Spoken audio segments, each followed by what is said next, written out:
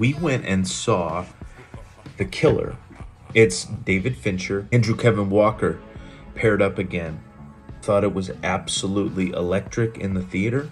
Leah was with me. We went to Imagine and Batavia, beautiful theaters. A couple things here. This is a movie that is so specific in its sound design, in the meticulous nature of each character, the meticulous nature of the action.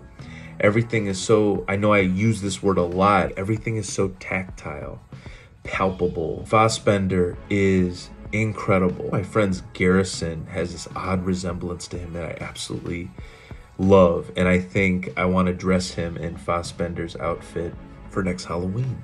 I think that'd be fantastic, don't you? This movie moves, but it's not what you think. I recently read an interview with Andrew Kevin Walker. I think it was his GQ interview. He loves to subvert the audience's expectation. You think something insane is about to happen, and he kind of pulls back just enough. Left wondering, kind of staggering in the moment. Is this going to escalate? There's this level of unpredictability. The sound design and the music by Atticus Ross and Trent Reznor. Outside noise pollution versus the killer trying to articulate how he's feeling in the moment and what the mission ahead is. And planning ahead. A critic in Chicago, Katie Glidewell, said, contingency based. The killer is so set up for contingencies. I love the way she articulated it. Ready for everything at any possible moment, and out to the T, and how one thing goes wrong in that job, it just completely unravels. Done by David Fincher.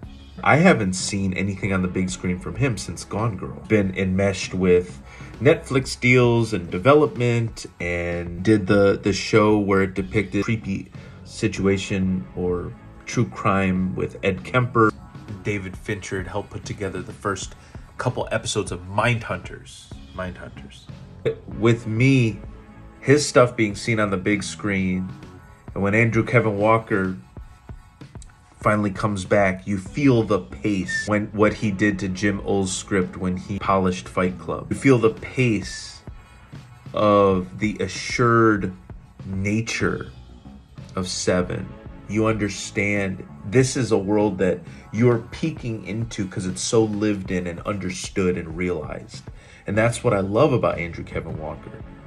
I know a lot of people that love Andrew Kevin Walker. It's not people jumping out of cars and buildings with handheld cameras where you do not understand the geography, the scene, or the movie.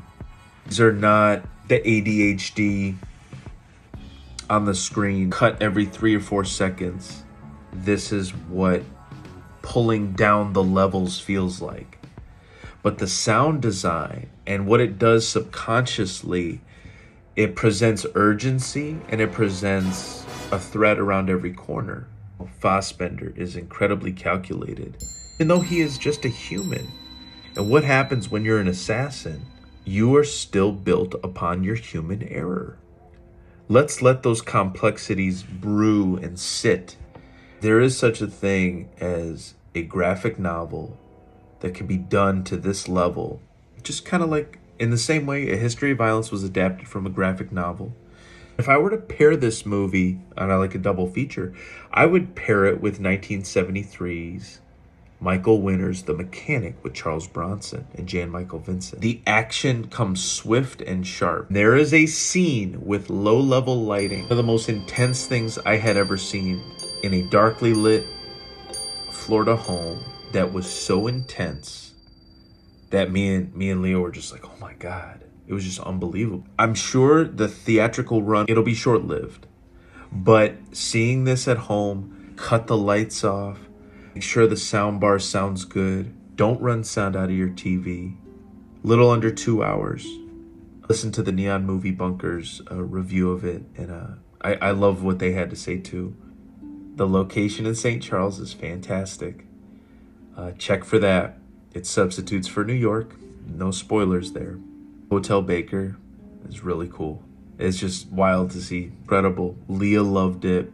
You will be disoriented in many ways, and that's okay. This is a movie that'll come to you after the fact. You're so pulled in, and the sound design is so impeccable, razor sharp, that you have to kind of backtrack and be like, hey, when this happened, did this? We had this dialogue in the car. It was awesome. This is the making of a true cult film, because it's not frenetic and all over the place and every 10 minutes someone's jumping through a window. No. That's not what this is. But it is a true masterclass in the way it was shot, the sound design, the acting. Everything is it's just top tier. So check out The Killer.